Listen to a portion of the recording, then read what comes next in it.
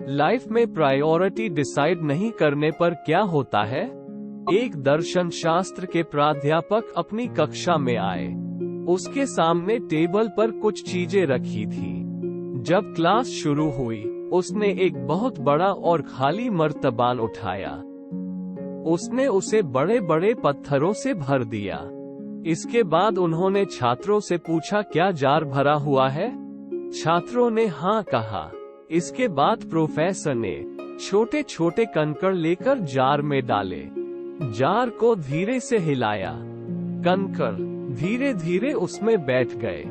फिर उन्होंने छात्रों से फिर पूछा, क्या जार भरा हुआ है? छात्रों ने फिर कहा हाँ। प्रोफेसर ने फिर रेत का एक डिब्बा उठाया।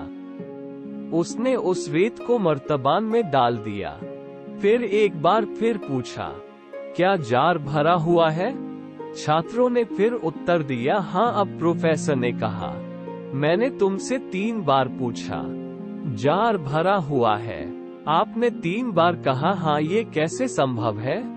उसने एक और सवाल किया, अगर मैंने पहले रेत डाली होती तो क्या होता?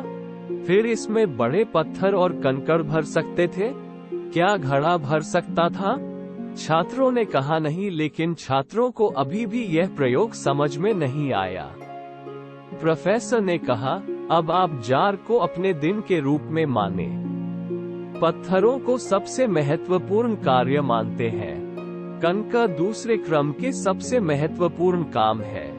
रेत तीसरे क्रम के कार्य है। अब कल्पना कीजिए, आप क्या कर रहे हैं? आपसे पहले जार में बड़े बड़े पत्थरों से भरते हैं, या कंकड़ या फिर रेत। बड़े पत्थर महत्वपूर्ण चीजें हैं। आपका परिवार, आपका जीवन साथी, आपका स्वास्थ्य, आपके बच्चे, जिन चीजों के बिना जीवन नहीं चल सकता कंकड़ है। आपकी नौकरी, आपका घर, आपकी कार रेत है। तुच्छ कार्य जिनकी कोई जरूरत नहीं है। पहले बड़े पत्थरों का ख्याल रखें, बाकी सब कुछ सिर्फ धूल और रेत है। वीडियो अच्छा लगे तो लाइक, सब्सक्राइब, शेयर करें।